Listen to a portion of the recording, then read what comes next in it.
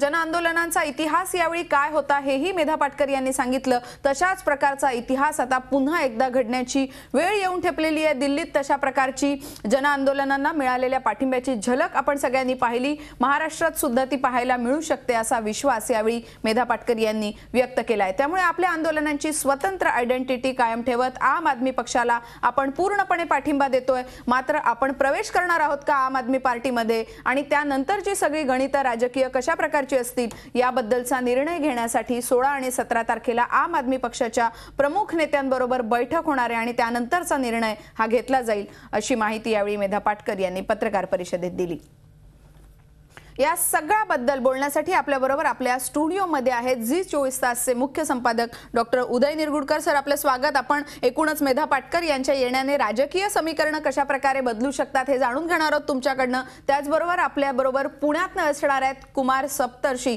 Kumar sir सुद्धा काय सांगतात, नेमकं कशा प्रकारे याचं विश्लेषण करतात? चळवळींना त्यांनी जवळून पाहिलेलं आहे, त्यामुळे मेधा पाटकरांच्या येण्याने नेमके राजकीय परिणाम काय असू शकतील हे सुद्धा आपण कुमार सप्तर्षींकडनं जाणून घेणार आहोत। पण सुरुवात करूयात उदय निरगुडकर सरांपासून। सर, काय नेमके परिणाम मेधा पाटकर यांच्या जोडल्या जाण्याने पाहायला मिळतील? आयुष्यभर जन आंदोलनाच्या माध्यमातून जनतेसमोर विविध प्रश्न मांडणाऱ्या, राजकारण्यांना सळो की पळो करून सोडणाऱ्या मेधा पाटकर अखेर आम आदमी पक्षाची टोपी स्वतःच्या डोक्यावर आता चढवणार एवढं मात्र आज निश्चित झालेलं आहे।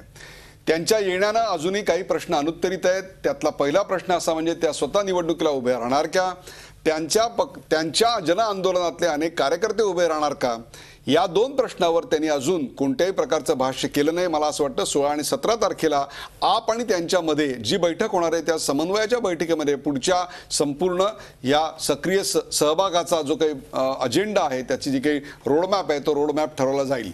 परंतु सध्या एक गोष्ट मात्र निश्चित मान्य केली पाहिजे की आम आदमी पक्षाला जो एक वैचारिक चेहरा, जे एक वैचारिक अधिष्ठान, जे एक सामाजिक भान असायला हवं होतं, ते सामाजिक भान आत्ता मेधा पाटकर यांच्या उपस्थितीमुळे मिळालेलं आहे। ज्या एका राष्ट्रीय भूमिकेचा वारंवार पुनरुच्चार केला जात होता, त्या राष्ट्रीय भूमिकेमागच्या जी की एक विचारधारा असावी लागते, जी विचारधारा महाराष्ट्रातल्या केडरमध्ये आपच्या दिसत येत नव्हती, ती आता दिसेल अशी अपेक्षा बाळगूया।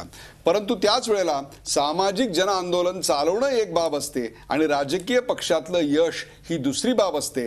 अगदी 1871 सालच्या पॅरिस कम्यून इथपासून ते आत्ताच्या 1990 सालच्या अनेक राजकीय प्रयोगांपर्यंत असं लक्षात आलेलं आहे की अशा प्रकारचे सामाजिक प्रकल्प, अशा प्रकारच्या सामाजिक आंदोलनातून पुढे आलेले नेते कितपत सक्षमरित्या लॉंग टर्म राजकारण करू शकतात याविषयीची साशंकता आत्ता जरी या क्षणी मी व्यक्त करत असलो तरी सुद्धा त्यांच्या स्वतःच्या आंदोलनाच्या आयुष्यातला हा एक अत्यंत मोठा टप्पा आहे।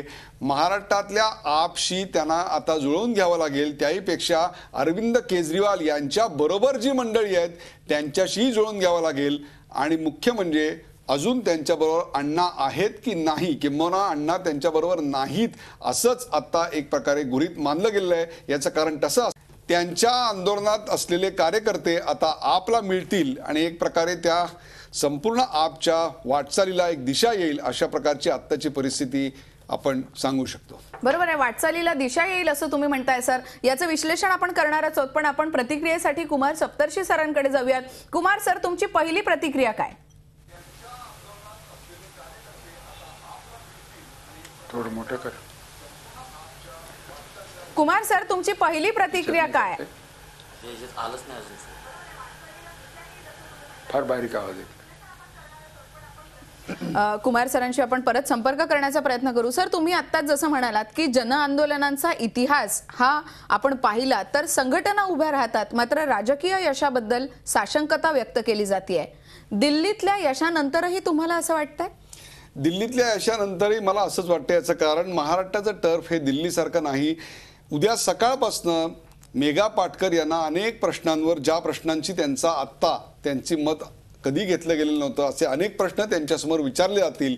मग तो प्रश्न मराठा आरक्षणाचा असेल, मग तो प्रश्न शिवाजी महाराजांच्या पुतळ्याचा असणार आहे, जो प्रश्न कोल्हापूरच्या टोलचा असेल, एक ना अनेक आज महाराष्ट्रातल्या 50 प्रश्नांवर इथपासून अगदी कोल्हापूरच्या गावातल्या टोलपासून ते काश्मीरपर्यंत 377 कलम असेल, या सगळ्यापर्यंतचे प्रश्न त्यांना विचारले जातील. एवढंच नव्हे तर तुमचा हा प्रवेश नर्मदा आंदोलनाला गुजरात सरकारचा म्हणजेच पर्यायानं नरेंद्र मोदींचा विरोध आहे आणि नरेंद्र मोदी हे पंतप्रधान पदाचे भारतीय जनता पक्षाचे पर्यायाने एनडीएचे उमेदवार आहेत, याकरता आपण आलात का, याचंही उत्तर या सगळ्या काळात त्यांना द्यावं लागणार आहे.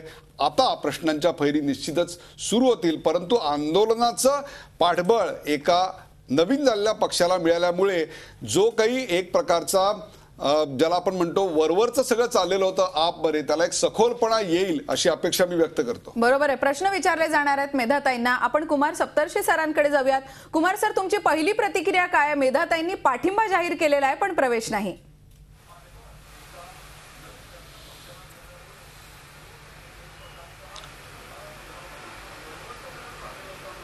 माझी पहिली प्रतिक्रिया अशी आहे की मेधाताईनं आपकडे जाण्याची जी दिशा दर्शवली आहे त्याचं ती गोष्ट स्वागत करण्यासारखी आहे.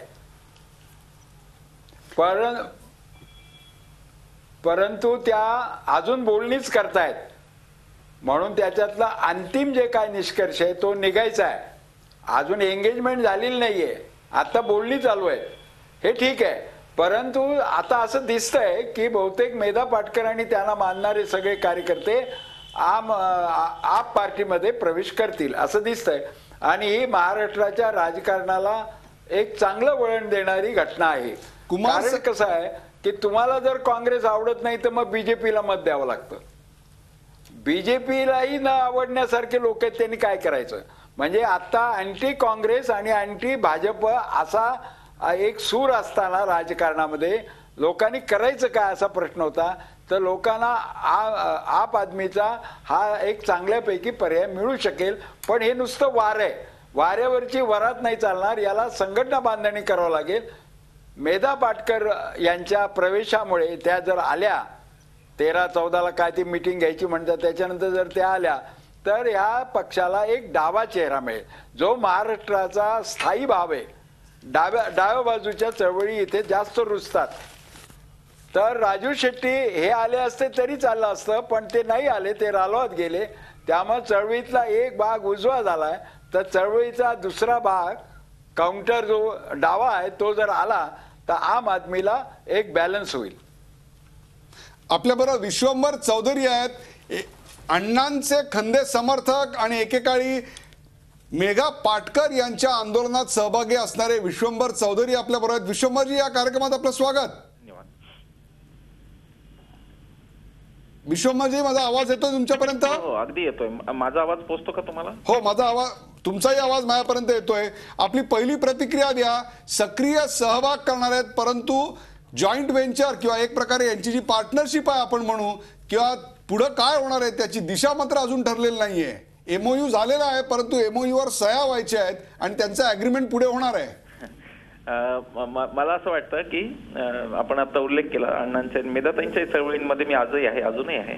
जन आंदोलनाच्या राष्ट्रीय समन्वयाच्या लवाचा विरोधी लढा असो किंवा अन्य काही चळवळींमध्ये माझा सक्रिय सहभाग असतो, तो असणारच आहे पुढच्या काळात. मला असं वाटतं की ताईंनी सगळ्यांचीच सल्लामसलत केली होती की काय केलं पाहिजे वगैरे. आणि काही लोकांना, माझ्यासारख्यांना खरं म्हणजे असं वाटतं की ताईंनी एक कोणती तरी आता भूमिका घ्यावी असंही वाटतं कदाचित. पण दुसऱ्या बाजूला जे लढे चालू आहेत आता म्हणजे माझ्यापुरतं जर सांगायचं झालं तर मी जन आंदोलनाच्या राष्ट्रीय समन्वयाबरोबर माझे लढे सगळे चालू ठेवणारे, लवासा किंवा अन्य लढे जे काही असतील. परंतु आम आदमी पार्टीला सपोर्ट करण्याचा किंवा त्यामध्ये मी स्वतः जाण्याचा प्रश्न येत नाही. माझ्यापुरती भूमिका स्पष्ट आहे की मी चळवळींमध्येच राहीन. ताईंच्या चळवळी असोत, अण्णांचं आंदोलन असो, त्यामध्ये मी आहे. परंतु राजकीय पक्षाला सपोर्ट करण्याचा माझ्या बाबतीत तरी किमान प्रश्न येत नाही. यापुढे मेघाताईंना आपण आम आदमी पक्षाची टोपी घातलेलं पाहणार आहात, तेव्हा आपली पहिली प्रतिक्रिया काय असेल? आपण आयुष्यात त्यांना तसं पहिल्यांदा पाहणार आहात? नाही, असं आहे की तो ताईंचा आणि संघटनेचा निर्णय आहे आणि तो लोकशाही मार्गानेच घेतला पाहिजे. त्यामुळे तसं काही ताईंच्या डोक्यावर टोपी आल्याने एक प्रकारे त्या खरं म्हणजे ते टोपीचंही थोडंसं कल्याण होणार आहे असं मला वाटतं. त्याचं कारण की जो एक प्रकारचा पोरकटपणा दिसत होता तर त्या पक्षातला, तर तिथे एक आता कोणीतरी वडीलधारी ज्येष्ठ व्यक्ती जी दिशा देऊ शकते अशी व्यक्ती गेलेली आहे. त्यामुळे टोपीचा फायदा ताईंना होण्याच्या ऐवजी ताईंचाच फायदा खरे प्रकारे टोपीला होणार आहे.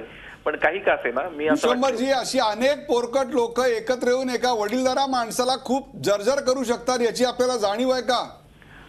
जाणीव नाही, नुसती जाणीव नाही, मी त्याचा प्रत्यक्ष अनुभव घेतलेला आहे. त्यामुळे त्याबाबत काही फार आता न बोललेलं वेगळं, परंतु जे काही न बोललेलंच बरं. परंतु आता जे काही चाललं आहे त्यामध्ये ताई, जसं आता कुमार सप्तर्षी सर म्हणाले तसं ताई एक निश्चित भूमिका घेऊ शकतात आणि नेव्हिगेट करू शकतात या पक्षाला, असं मला वाटतं. देश पातळीवर सुद्धा योगेंद्र यादव आणि मेधाताई हे त्याला नेव्हिगेट करू शकतील असं मला वाटतं. पण अर्थात जो काही मध्यम मार्ग पार्टीचा आहे, म्हणजे तो एक थोडासा कदाचित आयडिओलॉजिकल संघर्ष तिथं आता असणार आहे थोडासा, की मध्यम मार्ग अरविंद केजरीवाल चालू इच्छात पार्टीचा, आणि तोच मला राजकीय दृष्ट्या बरोबर वाटतो. आणि डावा आग्रह हा ताईंचा किंवा योगेंद्र यादवांचा हाही आहे. तर त्यामध्ये आता बॅलन्स कसा होतो, ते संतुलन कसं साधलं जातं, यावरती मला वाटतं की पुढचा काळ आपल्याला त्यातील पक्षाची प्रगती दिसेल. धन्यवाद सर. एकूणच या सगळ्या माहितीबद्दल. विश्वंभर चौधरी आपल्याला ही सगळी माहिती देत होते. कुमार सप्तर्षी आणि डॉक्टर उदय निरगुडकर हे आपल्याबरोबर चर्चेसाठी असेच कायम राहणार आहेत. झी 24 तास, एक पाऊल पुढे.